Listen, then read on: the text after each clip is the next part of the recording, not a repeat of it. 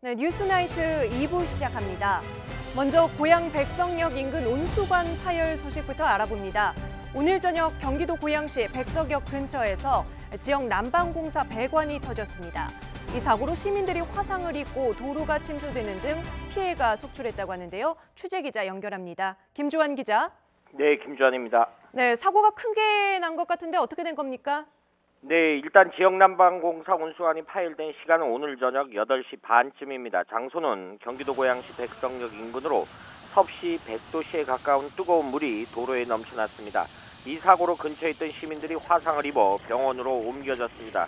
현재까지 중화상 환자가 2명이 발생했고 경상자도 8명이 넘는 것으로 파악되고 있습니다.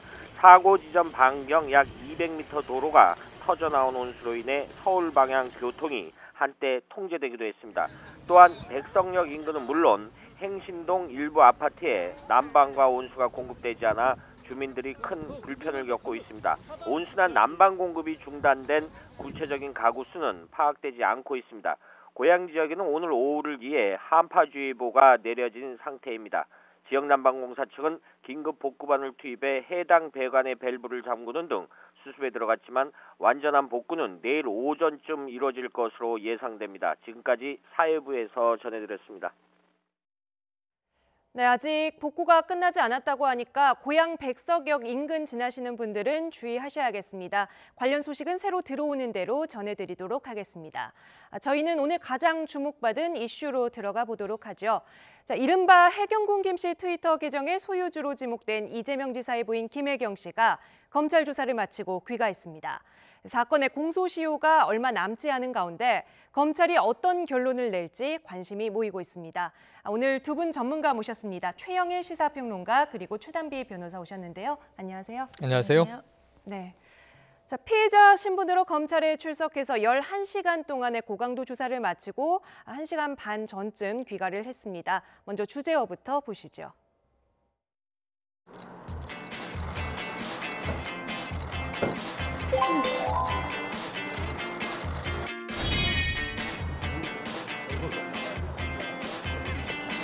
진실이 밝혀지기를 바랄 뿐입니다. 저도 힘들고 억울하지만 우리 안에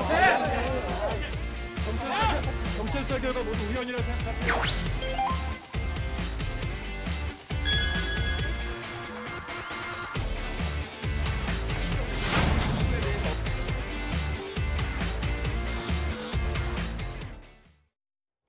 네, 일단 지난번 출석 때랑 네. 경찰 출석했을 때랑 비교를 했을 때는 조금 다른 느낌인데요. 어떻게 네네. 보셨습니까? 조금 입장 표명이 나왔죠. 지난번에는 이제 변호인이 거의 같이 네. 움직이는 동선이면서 변호인의 좀 눈치를 보면서 말을 아끼는 그런 이제 부분이었다면 지난번은 경찰이었고요. 이번은 검찰 소환이라는 게 좀 다릅니다만 오늘은 그래도 입장이 나온 편입니다. 뭐냐면 네. 본인도 힘들고 억울하다.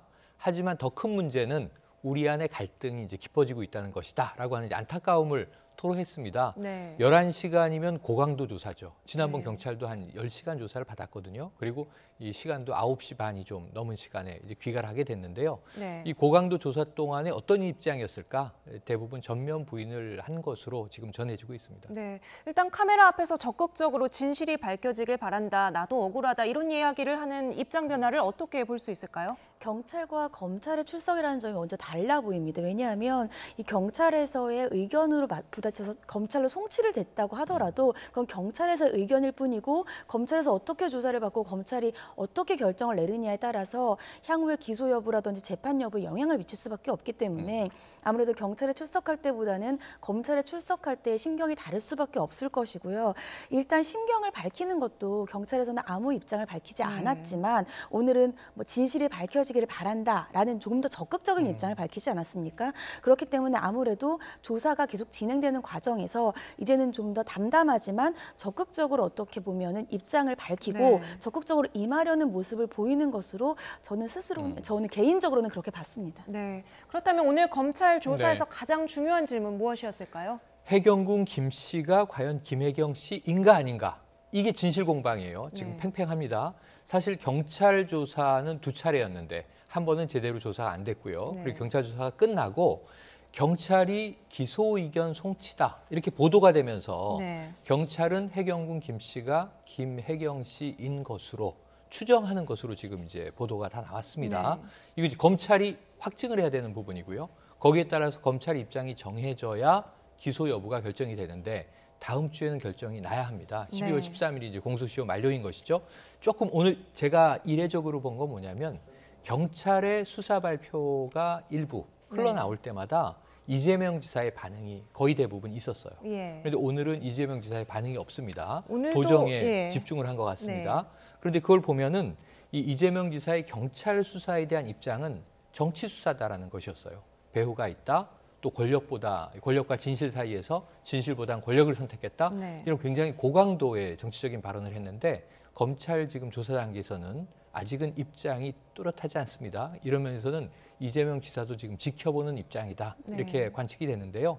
어쨌든 오늘 11시간 조사를 했다는 것은 경찰이 확인할 게 굉장히 많았다. 이렇게 볼 수 있는 것인데 결국 개정주가 누구냐? 김혜경 씨냐. 네. 그리고 이 해경군 김 씨로 추정되는 이 개정주가 김혜경 씨라 하더라도 이재명 지사가 한 발 더 나가서 주장한 바가 있는데요.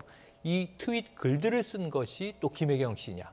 이것은 알 수 없는 게 네. 도용당했다는 표현을 썼는데 도용이라는 말은 뭐냐면요. 제 신분을 가지고 누군가 계정을 만들어서 저인 척하고 쓸 때가 일반적인 도용이고요. 네. 지금 이 해경군 김 씨의 경우에는 이 김혜경 씨 노릇을 하진 않았어요. 별도로 제3자로 네. 움직였는데 그럼에도 불구하고 김혜경 씨의 계정을 도용해서 다른 활동을 4년여 동안 하면서 4만 개가 넘는 네. 트윗을 썼는가 이게 굉장히 중요한 진실 공방의 핵심 내용이 되겠습니다. 네, 이 트위터 계정주가 김혜경 씨냐 밝히려면 가장 중요한 우리가 스모킹 건이라고 부르죠. 가장 중요한 증거는 어쨌든 휴대전화가 될 텐데 수사기관이 아직 그것을 확보를 못했습니다. 이 행방에 대해서 김혜경 씨는 뭐라고 진술을 했을까요? 지난달 27일이었죠. 27일에 이 성남시에 있는 자택과 또 이재명 지사의 경기도청에 있는 집무실에서 압수수색을 했습니다. 압수수색을 했지만 그 당시에는 휴대폰 5대를 압수하거나 수색하려는 목적이었는데 결국은 압수하거나 수색한 것이 없었어요. 그래서 거기에 대해서는 결국은 증거물, 유의미한 증거물을 가지고 오지는 못했지만 그것에 대해서 현재 5대의 휴대전화를 왜 가지고 있었는지 그리고 그 5대 휴대전화를 어떻게 어떠한 경로로 처분했는지에 대해서 지금 경찰이 아마 오늘 집중적으로 추궁을 했을 것으로 보이는데 여기에 대해서는 구체적으로 김혜경 씨가 오늘 어떻게 답변을 했는지는 나오지는 않았습니다만 기존에 김혜경 씨가 계속해서 했던 답변의 내용을 본다고 한다면 그 휴대폰들이 어디에 있는지는 모르겠다라고 답변을 했습니다. 그렇기 때문에 아마 오늘도 일관된 진술을 했을 것으로 예상이 되고 이재명 지사 같은 경우에 한 언론의 인터뷰와 관련되어서 그중에 2대 휴대폰에 대해서는 선거 이후에 폐기를 했다라고 하기 때문에 그 부분도 같은 내용으로 오늘 진술을 하지 않았을까 이렇게 추정이 됩니다. 네, 이렇게 결정적인 물증이 없는 상황에서 검찰이 기소를 할 수 있을까요? 어떻게 보십니까? 경찰에서는 지금 트위터 계정이 김혜경 씨라는 의견을 송치를 하면서 여러 가지 증거들을 같이 이제 올렸습니다. 그 증거들이 첫 번째로는 김혜경 씨가 트위터를 하고 있지 않다라고 했는데 해당 트위터와 같은 아이디가 포털 아이디가 있고 이렇게 같은 아이디까지 쓰는 것은 굉장히 가능성이 낮다. 그리고 그 해당 포털 아이디의 마지막 접속 시가 자택이라든지 아니면은 뭐 여러 가지 같은 그 당시에 안드로이드 폰에서 아이폰으로 옮겼을 때에 같은 그 시기에 있었던 사람이 김혜경 씨로 보인다라든지 여러 가지 정황 증거들이 있어요. 네. 그리고 경찰은 그런 정황 증거들이 우연으로 보기에는 가능성이 굉장히 희박하다는 것이죠. 그럼 검찰이 봤을 때 과연 이러한 정황 증거들만으로 법원, 재판부를 설득할 수 있을 것인지를 굉장히 심도 깊게 생각할 것 같고요. 경찰에서 했던 그 진술들이라든지 증거만으로는 아마 아닐 겁니다. 왜냐하면 오늘 11시간에 또 고강도의 조사를 했기 때문에 오늘 고강도의 조사로 인해서 또 추가적인 증거, 추가적인 진술들을 통해서 기소 여부를 결정하지 않을까 싶습니다. 네, 이렇게 트위터 계정 소유주 도대체 누구냐를 놓고 양측 법률 대리인들의 장외 신경전도 치열합니다. 나승철 변호사 그리고 이정열 변호사의 발언을 저희가 차례로 듣고 오겠습니다. 제가 볼 때는 이것은 결론을 정해놓고 그 결론에 유리한 내용만 짜 맞춘 일종의 발췌 기소다. 저는 그렇게 보고 있습니다. 08 HK킴이 안드로이드 폰에서 아이폰으로 기기를 변경을 했다고 하면서 제가 그 부분도 조사에서 나왔었는데 그러면 대한민국 전국을 조사를 했습니까? 그랬더니 성남시 분당구만 조사를 했답니다. 예. 아니 그러면은 08HK팀이 성남시 분당구에 산다는 걸 전제로 한 거 아니냐. 그리고 08HK팀 전화번호 끝자리가 44라는 걸 전제로 한 거 아니냐. 그러니까는 이거 완전히 순환 돌린 거죠. 08HK팀 정보는 정보가 사모님 정보랑 일치한다는 걸 전제로 해놓고 거기에 두들겨 맞춰버린 거죠. 일단 나 변호사님 주장 저희도 일리가 있다고 생각을 하고 있습니다. 예. 그러니까 저희 소송인단 쪽에서도 이 발췌 기소다라고 생각하는 견해를 가진 분들이 많습니다. 무슨 말씀이냐면 이게 이 해경군 김 씨 트윗의 내용을 보면 구두점, 그러니까 마침표를 찍는 습관이라든가 뭐 이렇게 문체를 보면 이게 한 명이 작성한 것으로 보이지는 않거든요. 예. 그게 2명이든 3명이든 네. 아무튼. 그러니까 최소한 이게 김혜경 씨가 포함이 되어 있는 거는 맞는 거는 같은데 한 명이 한 걸로 보이지는 않거든요. 예. 근데 경찰에서는 지금 이제 김혜경 여사님 한 사람의 단독범이다 이렇게 해서 공범에 대한 수사를 제대로 한 건지 이걸 덮어주려고 하는 거 아닌가 하는 그러니까 김혜경 한 사람이라는 단독범으로 보는 것 자체가 저희는 발췌 기소라고 그렇게 생각하고 있습니다. 자, 똑같은 발췌 기소라는 말을 놓고 양측이 서로 다른 해석을 하고 있는데 이 발췌 기소라는 말 좀 어떻게 해석을 해야 될까요? 먼저 이 나승철 변호사님이죠. 김혜경 씨의 변호인인 나승철 변호사님께서 말씀하시는 발췌 기소는 여러 가지 그 증거가 있는데 그 여러 가지 증거를 객관적으로 보지 않고 김혜경 씨에게 불리한 증거만을 뽑아서 기소를 했다는 의미예요. 그렇기 때문에 이러한 증거들을 다 봤을 때에는 김혜경 씨가 반드시 해당 트위터의 계정주라고 보기 어려운데 결국은 불리하게 기소를 끌고 가는 것이 아니냐라는 입장을 지금 표현하는 것이고요. 하지만 반면에 이정열 변호사 측에서는 이제 고소인이죠. 이정열 변호사 측에서는 이것을 왜 이렇게 얘기를 하고 있냐면 발췌 기소도 나도 인정한다. 우리의 소송단도 발췌 기소라고 생각하는 사람들이 많다라고 얘기하는 것은 지금 이정열 변호사 측에서는 단독 범행이 아닐 가능성, 즉 공범이 있을 가능성도 염두에 두고 있다는 것입니다. 그런데 지금 모든 경찰에서 이제까지 수사들을 보면 김혜경 씨가 이 트위터 계정주인과의 집중된 수사이기 때문에 결국은 공범의 여부에 대한 수사보다는 김혜경 씨의 단독범의 수사로 초점이 맞춰지고 있는 것이 아니냐. 그렇다고 한다면 그것이 발췌 기소라는 것이라서 똑같은 발췌 기소라는 말을 가지고 지금 양측은 전혀 다른 주장을 하고 있는 것입니다. 그렇죠. 네. 그런데 이 트위터 계정을 사용한 사람이 여러 사람이냐 수사기관에서는 지금도 그렇게 보고 있는 것 같지는 않은데요. 네네, 현재는 그렇지 않고 이 해경군 김 씨가 과연 김혜경 씨인가 아닌가 이게 초점입니다. 그런데 지금 여러 가지 정황을 보면 애초에는 이재명 지사 쪽에서 이 계정주가 누군지 우리는 모른다. 우리와 관계없는 사람이다라고 했는데 몇 가지 정황의 변화가 있었어요. 네. 그러니까 이 전 성남시장 시절에 운전기사 아닌가 50대 남성이다. 그래서 참고인 조사를 경찰에서 받았습니다. 그런데 이 사람이 한 이야기는 이 계정을 내가 만들었을 수도 있고 아닐 수도 있다. 다만 나는 저 해경군 김 씨가 아니다. 지금 이런 입장을 밝혔어요. 그럼 이 계정을 만들기 위해서 사용된 G메일이 있는데 이 G메일을 이재명 지사 측은 또 뭐라 그랬냐면 예전에 일정 공유를 위해서 우리 의전 비서관이 만든 것이다 이렇게 얘기를 했어요. 그러니까 주변 인물들이 관련돼 있다는 게 나오잖아요. 근데 결론은 도용당한 것 같다라고 하는 거니까 도용당했다면 제3자가 이걸 훔쳐서 사용했다는 건데 그 사용한 기간이 4년이 넘습니다. 5년에 가깝습니다. 그리고 처음에 만든 건 비서진, 참모진에서 만든 거예요. 그럼 도용 가능성이 높은 게 이재명 지사의 측근 인물일 가능성이 더 높아 보이잖아요. 네. 전혀 무관한 인물보다는. 그리고 심지어 이 계정주는 이 김혜경 여사의 뭐 아바타로 활동한 것도 아니고 내가 이재명 지사다라고 아바타로 활동한 게 아님에도 불구하고 이 두 사람의 지근거리에서 열혈 팬 지지자로 활동하면서 또 대화를 섞기도 했습니다. 그럼 4년여 동안에 내 계정을 도용한 사람이 네. 나를 지지하면서 내 측근에 있는데 이 온라인 상에서는요. 또 때로는 말을 섞기도 하고 서로 리트윗을 하는 사이였는데 이게 도용당한 인물인지 몰랐다. 근데 그 인물이 누구인지 나는 모른다. 이게 좀 이상해 보이는 대목이죠. 이 대목에 대해서는 이 이정열 변호사 측, 그러니까 시민고발단이라고 하죠. 궁차싸라는 별명을 가지고 있는데 이 3,000명이 넘는 이들은 복수의 사용자들이 팀으로 활동을 했을 수도 있겠다. 네. 47,000개가 한 사람이 쓰기에는 어쨌든 양이 많은 거거든요. 그러니까 이러한 추정까지도 지금 조금 더 나가 있는 상황인데 이 검찰의 수사나 지금 검찰의 이 포커스는 여기에 복수의 팀에 맞춰져 있진 않는 게 사실입니다. 네. 지금 공소시효가 단 9일 남아있는 상황입니다. 검찰이 그 안에 기소 여부를 판단을 해야 되는데 이재명 지사 입장에서는 정말 운명의 12월이라고 네. 말하지 않을 수 없겠어요. 지금 이재명 지사 본인도 지금 여러 가지 의혹에 연루가 되어 있잖아요. 네, 맞습니다. 여러 가지 의혹이 연루되어 있어요. 지금 오늘 조사를 받은 것은 이 김혜경 씨와 관련된 그 트위터 해경군 김씨, 소위 해경군 김씨라고 하는 것이고, 그것은 공선법 위반과 명예훼손입니다. 근데 그것 이외에도 이재명 지사 같은 경우에는 친형의 강제 입원과 관련되어서 네. 직권남용 혐의도 있고요. 또 검사 사칭, 대장동 개발과 관련된 허위사실 공표 혐의도 있습니다. 그리고 또 여배우 스캔들로 잘 알려진 김부선 씨와 관련된 내용들도 있기 때문에 그런 여러 가지 것들이 지금 있어서 아마 이번에 기소 여부가 이재명 지사에게는 앞으로 큰 여러 가지 이슈들을 가를 수 있는 하나의 분수령이라고 보입니다. 네.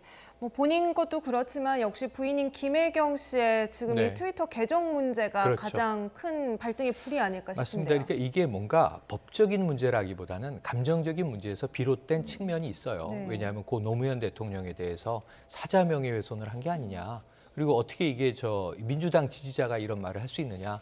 또 이제 문재인 현재는 대통령이 되셨습니다. 당시 후보였죠. 혹은 그 아들 문준용 씨의 취업 비리 의혹에 대한 문제 제기 등등 굉장히 같은 진영인데도 받아들이기 어려운 네. 부분들의 공세들이 많았기 때문에 이게 만약에 이재명 지사나 부인이거나 혹은 그 측근이라면 어떻게 정치도의적으로 이럴 수 있느냐 하는 문제가 이제 퍼져 있는 거예요. 사실 해경군 김 씨가 김혜경 씨라고 가정을 하더라도 이 법률적 처벌이 그렇게 고강도 높은 형량이 나올 가능성은 없고 벌금을 이제 만든다고 치자고요.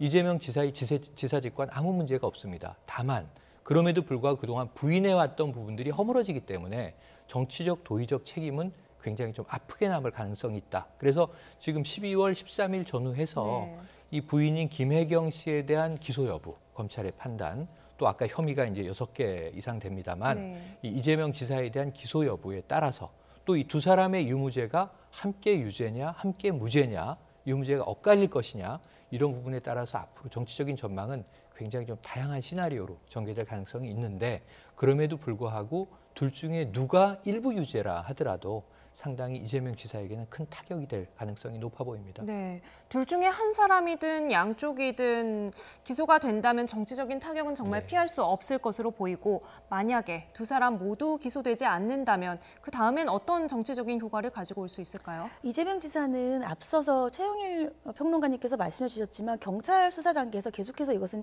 정치적인 탄압이다라는 이제 뉘앙스의 발언들을 하셨습니다. 그렇기 때문에 만약에 결국은 검찰을 수사해서 경찰에서는 이것이 기소 의견으로 송치를 했는데 검찰로 넘어갔는데 이것이 만약에 불기소가 된다라고 한다면은 이재명 지사가 경찰 단계에서 계속해서 주장했던 언급이 더욱더 이제 신빙성을 얻게 되는 것이죠. 네, 변호사님 잠시만요. 저희가 지금 속보가 들어왔는데요. 저희가 앞서 뉴스에서 전해드렸죠. 고양 백석역 인근에서 난방공사의 온수관이 파열되는 사고가 있었다고 전해드렸는데 지금 이 사고로 시민 한 명이 숨진 것으로 전해졌습니다. 그리고 지금까지 화상을 입고 치료를 받고 있는 환자가 20여 명이나 된다고 합니다.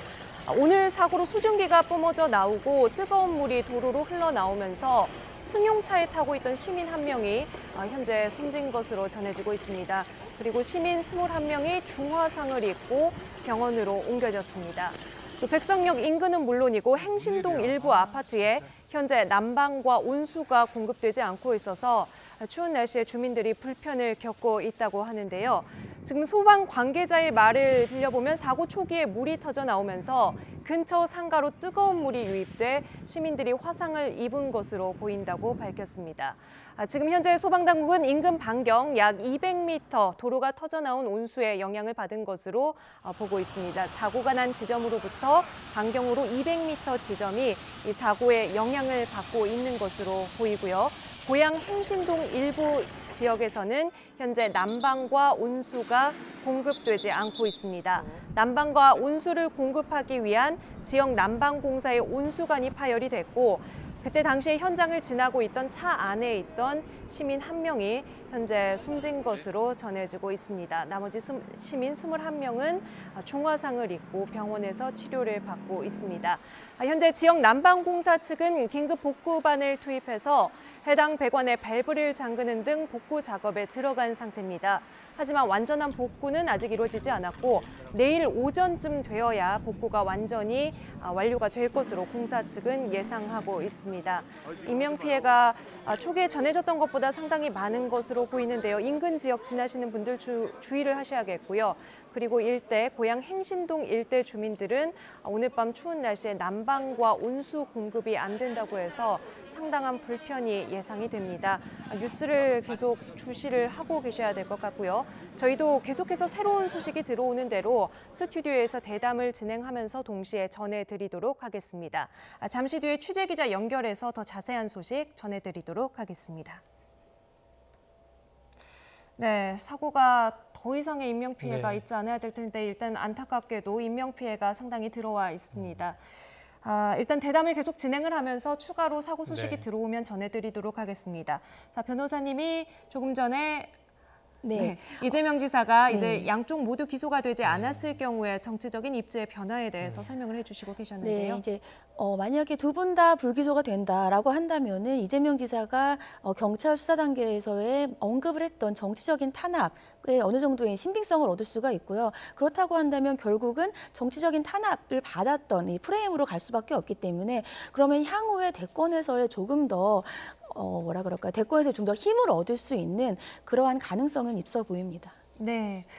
지금 이렇게 이재명 지사 친형 재선 씨 얘기까지도 다시 나오고 있어요. 이미 돌아가신 분인데 이제 과거에 했던 인터뷰가 최근에 논란 때문에 다시 한번 부각이 됐습니다. 예, 그렇죠. 취재기자 다시 한번 언급을 했는데요. 중앙일보 기자의 인터뷰 내용이에요. 근데 이제 취재를 했던 인터뷰와 인터뷰어 관계에서 취재를 한 기자가 있지 않겠습니까? 근데 상당히 명철했다. 그리고 답변도 깔끔했고 그래서 자신이 인터뷰를 한 단계에서는 이게 2016년 12월입니다. 그러니까 상당히 최근이죠. 문제가 됐던 게 2012년 4월부터 이 정신병력 문제, 강제 입원 문제가 논란이 됐던 대목인데 이 인터뷰를 했던 기자는 전혀 정신이 좀 문제가 있는 사람으로 보이진 않았다. 이렇게 이제 이야기를 달면서 이때의 조목조목 이야기를 연결하는 이재선 씨의 이제 이야기가 많이 요즘에 회자가 됐어요. 그래서 과연 그 당시에 강제 입원과 관련해서 이재명 지사의 입장처럼 이 재선 씨의 가족 쪽에서 이것은 입원을 시킨 것인지 어머니를 포함해서 형수가 시켰다 이렇게 지금 주장하고 있지 않습니까? 아니면은 시장의 직권이 남용된 것인지 이 또한 진실 공방이 팽팽합니다. 네. 이런 식의 이슈가 계속해서 거론이 되는 것은 이재명 지사를 지지하는 지지자들 입장에서는 상당히 난감한 일일 텐데요. 이런 가운데 민주당원이 징계를 좀 하지 말아달라, 징계에 반대하는 청원을 제출했습니다. 오늘 오전에 있었던 일인데요. 한번 들어보시죠. 이재명 도지사의 징계를 논의할 수 있다는 말이 시중에서 나돌고 있으며 당내 소속 당원과 정치인들의 인권과 표현의 자유를 중시하고 옹호하는 자세를 가졌으면 좋겠다라는 그러한 민주당 당원 기층 당심을 모아 오늘 2018년 12월 4일 민주당에 청원을 전달하는 바입니다. 최인호 외 3,195명의 당원이 아래입니다. 감사합니다. 네, 앞서 지난달에는 징계 청원이 있기도 했는데 이렇게 되면 민주당 내의 어떤 당원들의 내부 분열로 계속해서 가는 모양새예요. 이 오늘 징계 반대 청원의 내용을 보면 기소 여부에 따라서 징계를 논의하는 것이 무죄 추정의 원칙에 위배된다는 것이에요. 또 경찰의 부당한 수사에 대한 건 당연한 항변인데 이것에 대해서 징계를 논의하는 것 자체가 표현의 자유의 위반이다라는 것입니다. 결국은 지금 말씀하신 것처럼 이 내부의 분열로도 보일 수가 있고 지금 검찰의 기소 여부를 결정한 것이 얼마 남지 않았어요. 근데 그 얼마 남지 않았을 때 만약에 검찰의 기소로 결정을 한다 하면 그렇다고 하면 여기에 대해서 바로 이재명 지사에 대한 징계의 논의를 시작하는 것도 지금 문제라는 것입니다. 이렇게 이 내부에서 이러한 것들이 계속해서 분열로 보이는 것이 있기 때문에 결국은 지금 이해찬 대표라든지 여기에 대해서 굉장히 우려를 표시하고 있는 것이죠. 네, 말씀하신 대로 이해찬 대표는 아직 우려는 표시하고 있지만 정확한 결단은 내리지 못한 것 같아요. 아직까지 나와 있는 얘기는 정무적 판단을 할 시기가 아니다. 이게 벌써 이제 2주 전 얘기인데요. 그 이후에는 이 문제에 대한 이제 입장은 나오지 않고 있고 오히려 계속 끊임없이 이제 질문하는 기자들에게 그만 좀 하라니까 하는 이야기가 오히려 더 화제가 되기도 했었죠. 네. 이제 기소까지 9일 정도 남았는데 네. 이 사이에 어떤 결정이 나올지에 따라서 이재명 지사의 여러 가지 거취 또 정치적인 입지는 달라질 것으로 보입니다. 최단비 변호사님은 일단 여기서 먼저 인사를 드리도록 하죠. 오늘 말씀 감사합니다. 감사합니다. 네, 지지율이 올라가면서 돌아오는 사람들도 늘고 있습니다. 한국당에 복당한 오세훈 전 시장을 겨냥해서 김진태 의원이 비판을 쏟아냈고요. 오 전 시장은 여기에 다시 새로운 반응을 보였는데요. 먼저 다음 주제어부터 보겠습니다.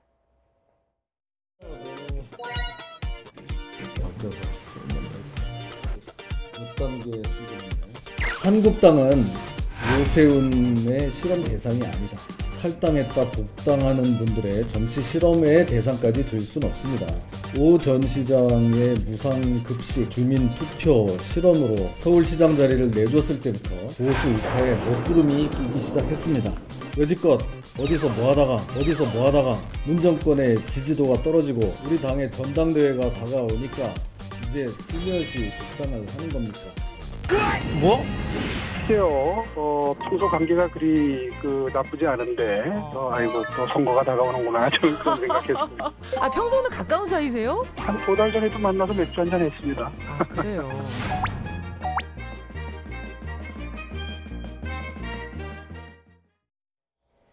네, 지금 스튜디오에 장성호 건국대 행정대학원장 나와 계십니다. 안녕하세요. 네, 안녕하세요. 네. 계속해서 전해드리고 있는 백석역 인근 온수관 파열 사고는 사고가 크기 때문에 저희가 대담을 진행하면서도 계속해서 새로 들어온 내용을 자막으로 보내드리도록 하겠습니다. 새로운 내용이 나오면 취재기자를 연결해서 다시 한번 알아보도록 하고요. 자, 일단 앞서서 주제어를 보고 오셨는데요. 김진태 의원이 상당히 날카로운 반응을 보였습니다. 어떻게 보셨어요? 당연한 것 아니겠습니까?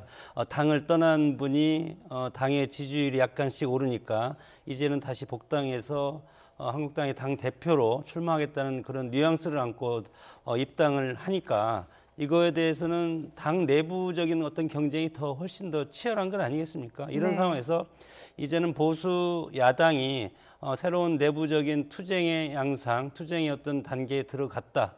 이렇게 보면 저는 이것은 어떻게 보면 정당이 활성화되고 그리고 보수 정당이 혹시 이런 싸움을 통해서 조금 더 건강해지고 그리고 국민한테 서비스할 수 있는 그런 정당으로 탈바꿈할 수 있는 그런 어떤 출발점이 아닌가 이렇게 긍정적으로도 볼 수 있겠습니다. 네, 여기에 대해서 오세훈 전 시장 네. 이제는 자유한국당 국가미래비전특별위원장이라는 네, 직함을 그렇죠. 어제 받았는데요. 이제 오 위원장이라고 네. 불러야겠네요. 두어 달 전에도 맥주 한잔 하는 사이였다. 이런 그러니까 얘기를 했어요. 이거 좀 안타깝습니다. 제1야당입니다. 의석이 100석이 넘고요. 지금 예산국회에서 예산 처리를 못해서 국민들은 답답하고 법정 시한은 넘겼고 네. 법을 만드는 기관이 법을 안 지키고 있고 지금 이런 상황이에요. 그런데 저는 정당 안에서 노선투쟁 건강한 거죠. 토론하고 싸우고 이거 필요한데 네. 지금 하시는 이야기의 내용을 제가 정리해 볼게요. 어디서 뭐 하다가 전당대회 때가 되니까 슬그머니 들어오느냐. 여기 어떤 노선이 있습니까? 여기에 대해서 우리 두 달 전에 만나서 맥주 마시는 친한 사이였는데 역시 선거 때가 되니까 시끄러워지는구나. 네. 여기 무슨 노선이 있습니까? 지금 친하냐 안 친하냐. 언제 어디 가서 뭐 하다가 이제 슬그머니 들어오느냐. 이건 굉장히 집안 싸움도 이렇진 않아요. 명분이 있어야 싸우는 거죠. 예를 들면 오세훈 전 시장이 자 나는 당을 이렇게 쇄신하려고 한다. 그래서 지금 내가 뛰어들어왔다. 그러니까 나를 따르라 하고 당을 지키고 있던 쪽에서 우리의 입장은 그것과 다르다. 우리는 이런 의미로 당을 지키고 있었던 건데 당신의 논리를 우리는 받아치겠다. 뭐 이렇게 국민들이 보기에 생산적인 가치가 있어야 되죠. 김병준 비대위원장이 가치 논쟁으로 하겠다. 네. 인적 쇄신보다 보수의 가치를 정립하면 함께할 사람은 남고 함께할 사람은 떠나는 거다. 이렇게 시작을 했던 거예요. 비대위가. 네. 근데 지금 가치가 안 보여요. 가치가. 지금 친하다 안 친하다 가지고 그럼 친하면 들어와도 되고 안 친하면 안 들어와야 됩니까? 그러니까 이게 지금 제1야당이 할 이야기는 아닌 것 같다. 그래서 저는 오세훈 전 시장은 오세훈의 웨이, 노선을 보여줘야 되고 김진태 의원은 김진태의 어떤 노선 이걸 보여줘야 되는데 둘이 조금 말장난처럼 싸우고 있는 것이 국민들이 보기에는 생산적으로 다가오는 생산적인 정치는 아닌 것 같다. 그래서 뭔가를 좀 보여달라. 그 뭔가가 컨텐츠라고 지금 여러 달 제가 얘기를 드리고 있거든요. 근데 컨텐츠는 안 보이고요. 그러면은 안에서 지키고 있던 김진태 의원에게 제가 좀 반론을 편다면 들어오는 게 그렇게 싫으시면 이 비대위원장은 왜 밖에서 모셔왔어요? 조강특위 위원은 왜 밖에서 모셔와서 이렇게 시끄러운 분란을 겪었어요. 내부에서 해결을 못하니까 새로운 피가 수혈된다는 얘기를 탄핵 정국부터 계속하고 있는데 내부에 있던 사람들은 뭘 했습니까? 이렇게 한번 반문드리고 싶습니다. 네, 그런 시각이 있다 보니까 결국에는 전당대회를 둘러싼 신경전으로 이제 해석이 되는 거고요. 오 전 시장도 전당대회에 나가실 걸로 알고 있는데 이런 이야기를 했습니다. 정작 오 전 시장은 출마 여부에 대해서 아직 확실하게 대답을 하진 않았는데요. 앞으로의 행보는 어떻게 예상할 수 있을까요? 이 오세훈 시장이 지금 이제 종로에서 이제 광진구에 원래 부모님이 거기 살고 계시고 원래 딸과 함께 거기에서 살다가 지금 종로로 떠났다가 다시 최근에 광진구로 다시 복귀를 한 것은 내년에 20대 총선에 출마할 뜻은 확고한 것 같다. 광진구를 배경으로 출마할 것은 확실한데 당대표를 나갈지 안 나갈지는 아직 저는 망설이고 있다고 봅니다. 여러 가지 당내 사정이 지금 뭐 상당히 많은 분이 지금 정우택 의원이라든가 김진태 의원 상당히 공격의 강도가 상당히 세지 않습니까? 물론 친구끼리 개인적으로는 맥주 한 잔을 할 수가 있는데 이렇게 정쟁처럼 치열하게 정말 적처럼 싸우는 모습을 보는 것은 이것은 본인들이 정말 나빠서 싸우는 것이 아니고 당원들을 놓고 당원들한테 우리의 싸우는 모습을 보고 알아서 줄을 서라. 저는 이런 어떤 선거적인 행태적인 그런 모습이라고 봅니다. 그러니까 가장 고민하는 큰 이유는 아직 당내 우호 기류가 아주 충분하지 않다라고 생각을 하고 있다는 거죠. 정치인들의 가장 큰 목표는 대선이라고 봅니다. 정당의 존재 목적이 정권을 장악해서 획득을 해가지고 정책을 실현하는 것 아니겠습니까? 그렇기 때문에 오세훈 시장이 지금 당에 이미 들어왔는데 들어와서 본인의 주가를 가장 극대로 높일 수 있는 것은 목표치를 최대로 하는 것이다. 그럼 들어오자마자 지금 대선 출마한다고 하면 누가 믿겠습니까? 그렇기 때문에 지금 오세훈 시장이 할 수 있는 최대의 카드는 당 대표다. 본인이 얘기하지 않지만 측근들을 통해서 이런 여론전을 지금 벌이고 있는 것은 본인의 주가를 상당히 높이기 위한 전략적인 제스처라고 봅니다. 네. 이런 가운데 이렇게 기지개를 펴고 있는데 전당대회가 어떤 구도가 될지 국회 안에서도 관심이 많습니다. 하태경 의원이 오늘 라디오에서 예상 답안지를 한번 써봤는데요. 들어보겠습니다. 둘 다죠. 근데 좀 큰 정치를 안 하고 계속 뭐 깨작깨작거리는 이런 정치만 해왔는데 그래서 이번에도 자기 불안을 못 이기고 또 관심병 이런 것 때문에 나올 거다. 그 두 사람이 나왔을 경우에 승부는 오세훈 전 시장이 유리한 거 아닙니까? 어쨌든 오래 쉬었다가 나왔으니 새로운 인물의 느낌이 있지 않습니까? 뭔가 훨씬 프레시하죠. 일반 국민들이 볼 때는. 근데 이제 홍준표 대표가 또 싸움을 잘하기 때문에 저희 당 입장에서 홍준표 대표가 되면 신나는 거죠. 뭐 우리 당 다시 뜰 수 있는 절호의 찬스를 주는 건데. 하태경 의원이 자기 불안을 못 이기고 관심병 이런 것 때문에 나올 거다 이렇게 언급한 사람은 홍준표 전 대표입니다. 결국에는 오세훈 대 홍준표의 대결이 될 거다 이렇게 예상을 하는 건데요. 어떻게 보셨어요? 지금 홍준표 전 대표는 이미 정계 복귀하겠다라는 선언을 한 상황이고요. 시기와 방식이 이제 문제가 되고 있습니다. 그런데 지금 하태경 의원이 요즘에 보면 평론 정치를 하세요. 지금 의원 내에 이제 바른미래당 의원으로 계시면서도 이 정치 평론들을 요즘에 많이 하고 계신데 본인의 희망 사항이 섞여 있을 수 있다. 마지막에 결론을 내리지 않습니까? 홍준표 전 대표가 다시 당권을 장악하면 우리 입장에서 너무 좋다. 왜냐하면 지금 보수 진영 내에서 이 규모의 차이는 있지만 어쨌든 자유한국당과 함께 바른미래당이 지금 경쟁을 하고 있지 않습니까? 그리고 총선이나 대선을 앞두고 삼자구도는 안 된다. 보수는 어쨌든 통합적인 연대해야 한다라는 또 명제를 놓고 있어요. 이건 양당 누구도 거부하진 못하고 있는 상황입니다. 최근에 유승민 대표 다시 강연 정치를 시작했는데 여기도 결국은 보수는 통합돼야 된다라는 하나의 이제 비전을 공유하고 있어요. 방법과 시기는 정해져 있지 않죠. 그런데 지금 제가 보기에 하태경 의원이 오세훈 대 홍준표, 홍준표 대 오세훈 이렇게 양강 구도로 이제 좁혀놓은 것은 바른미래당의 희망이 좀 섞여 있고요. 이 두 구도로 가진 않을 것이다. 아까 이야기하신 대로 그 내부에 지금 당권을 노리고 있는 아직 이 자신의 야심을 드러내진 않았지만 여러 가지 정황을 보면서 노리고 있고 세력화하고 있는 인물들은 중진 의원들 중에 꽤 있어요. 근데 이게 추려지는 과정이 있어야 되는데 홍준표 전 대표는 나가는 모습이 너무 좀 처절하게 실패 상황, 연패 상황에서 나갔기 때문에 다시 당권에 도전하는 게 그렇게 쉬울까? 지금 사실은 당에서 제명하느니 마느니 얘기까지도 최근에 있었던 그런 인물입니다. 정치적에서는 본인이 자의적으로 한 것이고요. 오세훈 시장도 지금 친박 비박 구도가 다시 꿈틀거리고 있다는 상황에서는 이 두 세력 가운데 어느 쪽도 등에 업은 상황은 아닙니다. 이제부터 이제 신발끈 조여매고 뛰어야 되는 상황이에요. 그렇게 보면 두 명 다 지금 이제 자유한국당 내에서는 비주류라고 봐야죠. 세력 측면에서는. 그래서 다른 대권 이제 후보들이 더 등장할 텐데 이 두 명이 이제 마지막 2파전으로 이 결승전에서 붙을 수 있을까는 확률은 아직 낮다. 전 이렇게 관측을 해봅니다. 저는 이제 요거에 대해 좀 이제 재미있게 좀 이걸 보고 싶은데 정말 관심을 끌 수 있는 대진표가 아닌가 이렇게 봅니다. 한국당은 지금 제1야당 아니겠습니까? 제1야당은 문재인 정부가 지금 1년 반, 2년 정도 접어들고 총선을 앞두고 야당의 대표는 상당히 강성 이미지를 띄어야 되는 그런 지도자가 필요한데 이런 측면에서 보면은 누가 여권의 강공을 할 수가 있는 대표가 누군가.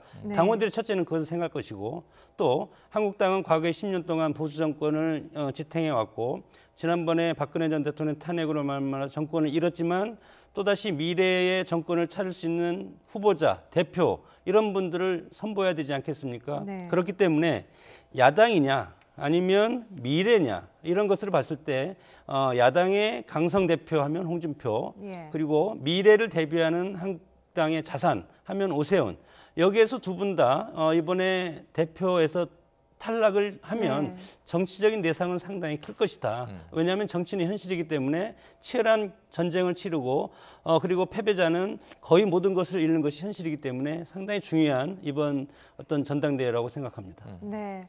그러면 이제 경쟁이 아니라 좀 통합이라는 이슈로 좀 넘어가 보고 싶은데요.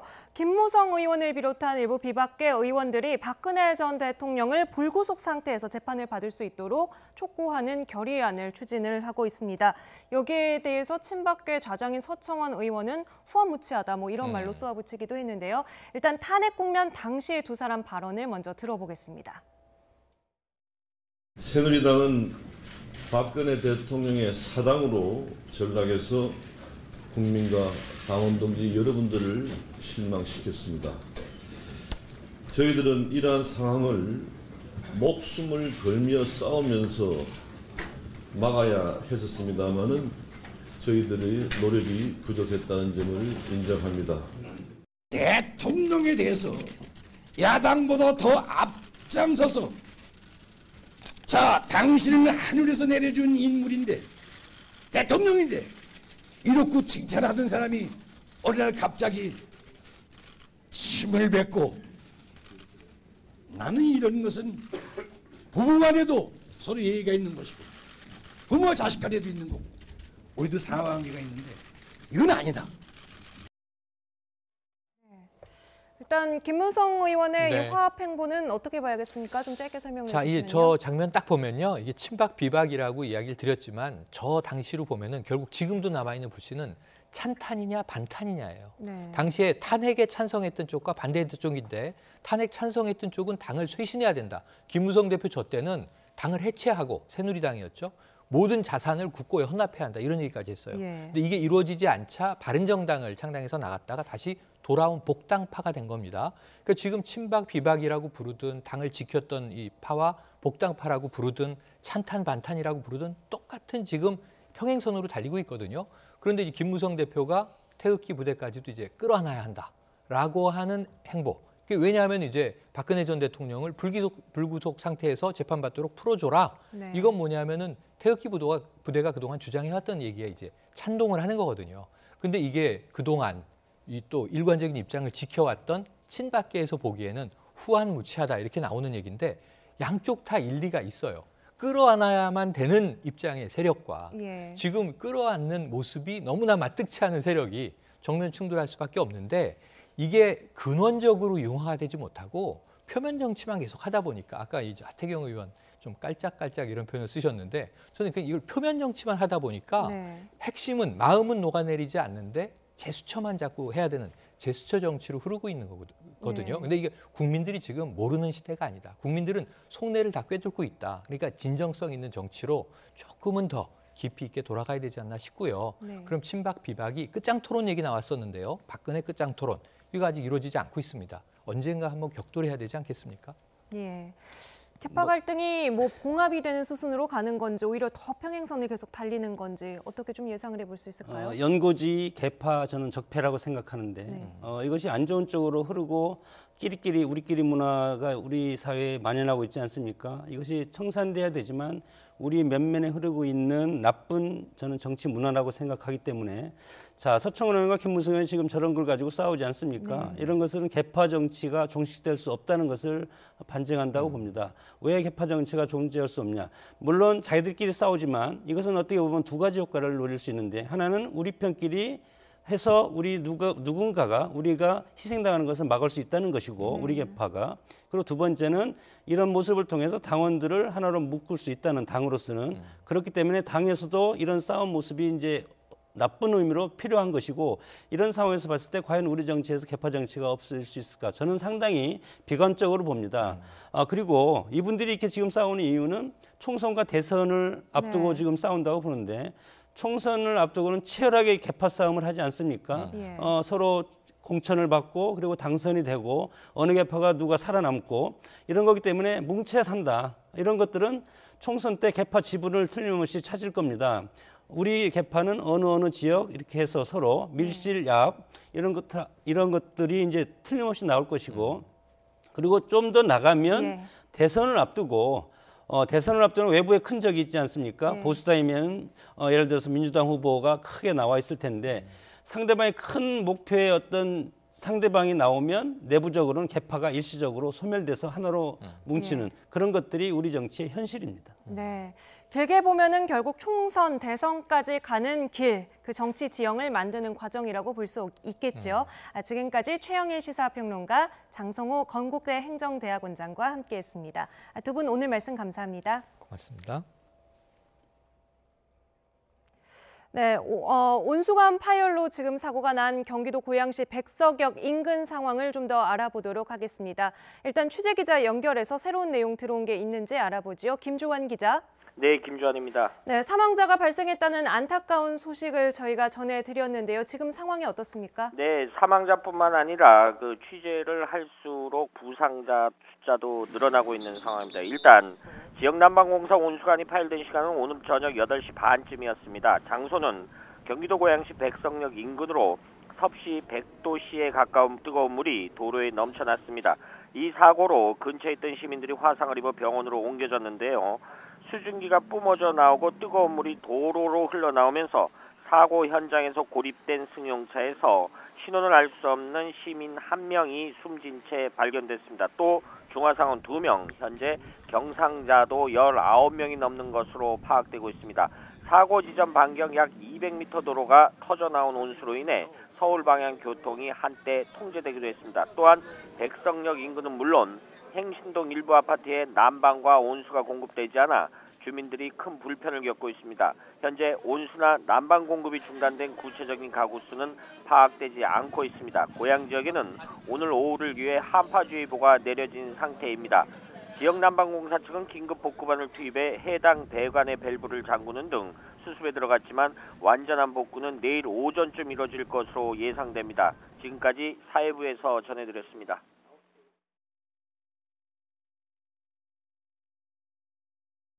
허구날 변변이 한비 그런 새끼 제발 좀 나와. 지금 바로 메이킨으로 해결하세요. 변비, 복부팽만, 식욕부진 한 번에 싹 메이킨. 좋아. 육회, 상쾌, 통쾌. 변변 메이킨. 신용을 지키지 않는 사람들로 빛을 잃어가는 우리의 사회. 고려 신용정보가 밝히겠습니다. 당신의 희망찬 미래를 위해 고려 신용정보. 이 자리, 당신의 모든 것이 시작된 곳. 당신은 성장 속에서 세상의 규칙을 배웠죠. 주변이 쉼없이 바뀌어가는 순간에도 앞을 향해 나갔습니다. 그리고 지금 모든 것이 시작된 곳으로 돌아왔죠. 바로 이 자리, 당신을 위한 자리. 제네시스 G90. 네, 내일은 어떤 뉴스들이 주목받을지 미리 간략히 짚어보는 시간, 내일 브리핑입니다. 먼저 남북철도 공동조사에 나섰던 우리 측 조사단이 내일 경의선 구간의 조사를 마치고 귀환합니다. 조사단은 이번 주 토요일 8일에 다시 방북해서 오는 17일까지 동해선 철도 금강산에서 두만강까지 800km 구간을 조사할 예정입니다. 오늘 채점 결과가 발표된 2019학년도 대입 수학능력시험의 성적표가 내일 응시자들에게 개별 배부됩니다. 재학생들은 학교에서 그리고 졸업생들은 시험지구 교육청과 출신학교 등에서 성적표를 받을 수 있습니다. 기상위성 천리안 2A호가 우리 시각으로 내일 오전 5시 40분 남미 프랑스령 기아나에서 발사됩니다. 천리안 2A호는 지구 자전과 같은 속도로 움직이면서 한반도 주변 지역을 정밀 관측하게 되는데요. 지난 2010년에 발사한 천리안 1호보다 해상도가 4배 더 좋습니다. 그리고 외교부가 유엔 군축실과 공동으로 제17차 한 유엔 군축 비확산 회의를 내일부터 이틀 동안 제주 신라 호텔에서 개최합니다. 회의에서는 핵 비확산 체제 위기를 진단하고 국제기구의 역할 등을 중심으로 핵 군축 이슈가 논의됩니다. 삼성화재배 월드 바둑 마스터스 결승에서 안국현 8단이 허재 9단과 내일 마지막 승부에 나섭니다. 앞서 3선 2선승제 방식의 결승에서 1승 1패를 기록한 안국현 8단은 내일 경기에서 승리하면 우승 상금 3억 원의 주인공이 됩니다. 내륙에 올겨울 첫 한파주의보가 내려진 가운데 내일은 영하권 강추위가 기승을 부리겠습니다. 내일 아침 철원은 영하 10도, 서울 영하 5도, 그리고 전주와 대구는 영하 2도 등 제주도를 제외한 전국 기온이 영하권에 될 것으로 전망됩니다. 지금까지 내일 브리핑이었습니다.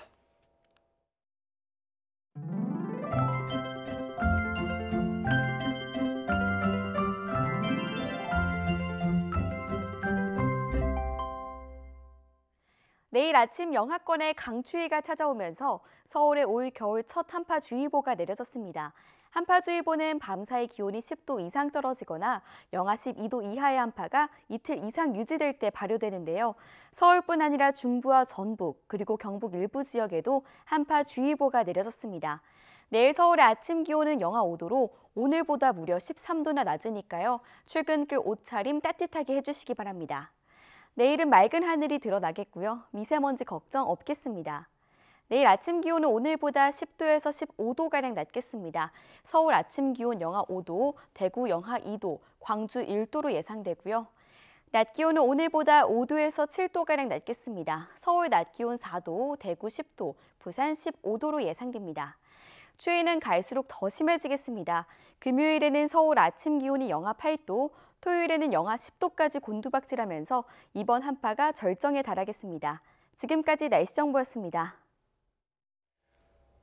하루 막바지에 안타까운 사고 소식이 전해졌습니다. 고양시 백성역 인근 온수관이 파열되는 사고가 있었는데요. 이미 사망자가 1명 발생했고 중화상자를 포함해서 다친 사람이 20명이 넘습니다. 이 지역에 오늘 오후부터 한파주의보가 내려졌는데 일대 온수와 난방 공급이 되지 않는 곳도 있다고 합니다. 최소한 주민 건강만큼은 영향받지 않도록 지자체와 관계기관이 신속하게 대응해 주시기를 당부드립니다. 네, 뉴스나이트 마칩니다. 네, 편안한 밤 보내십시오.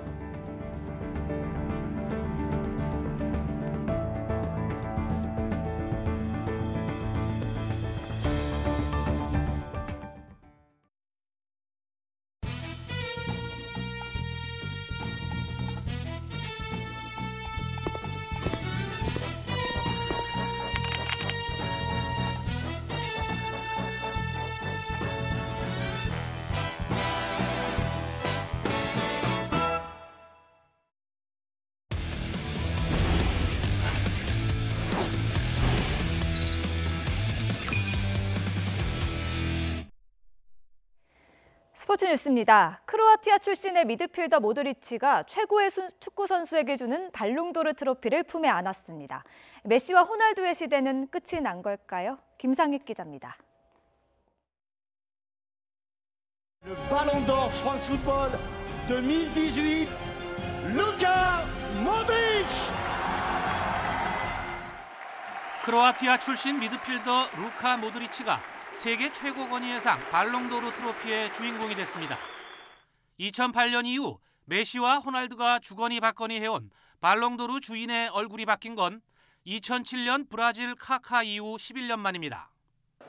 I have sensational emotions at the moment that is really hard to describe by the words, and that's why allow me to thanks to all of those who helped me to be here tonight. 모드리치는 창조적인 패스와 드리블은 물론 정확한 중거리 슛까지 갖춰 현역 최고의 테크니션으로 통합니다. 소속팀 레알 마드리드가 지난 시즌 유럽 축구연맹 챔피언스 리그에서 우승할 당시 핵심 역할을 했고 올해 러시아 월드컵에서는 크로아티아의 중원을 지휘하면서 조국의 준우승을 안겼습니다. 월드컵 최우수 선수상을 시작으로 피파 올해의 선수상, 유럽 축구연맹 올해의 선수상 등 각종 트로피를 휩쓸어 일찌감치 이른바 메날두 시대의 종식을 선언했습니다. 호날두는 모드리치에 이어 기자단 투표 2위에 올랐지만 메시는 그리즈만과 음바페에게 밀려 전체 순위 5위에 그쳤습니다. 여성 발롱도르는 노르웨이 출신 헤게르베르그에게 돌아갔고 프랑스의 신예 킬리안 음바페는 21세 이하 선수에게 주는 코파 트로피를 받았습니다. YTN 김사익입니다. 아시안컵을 앞둔 벤투호의 조기 소집 명단이 발표됐습니다. 부상에서 돌아온 김진수가 이름을 올렸는데요. 왼쪽 수비수 주전 경쟁이 그 어느 때보다 치열해졌습니다. 양시찬 기자입니다. 교체 투입을 기다리던 김진수의 눈에서 뜨거운 눈물이 흐릅니다. 지난 3월 러시아 월드컵 평가전에서 무릎을 다친 뒤 7개월여 만에 그라운드 복귀입니다. 다음 경기에서는 선발로 나와 보란듯이 왼발 중거리 슛까지 꽂아 넣으며 재기를 알린 김진수가 대표팀에 돌아왔습니다. 신태용호에서 붙박이 주전으로 뛰던 김진수의 가세로 홍철, 박주호가 버티고 있는 왼쪽 수비수 자리는 돌연 최대 격전지가 됐습니다.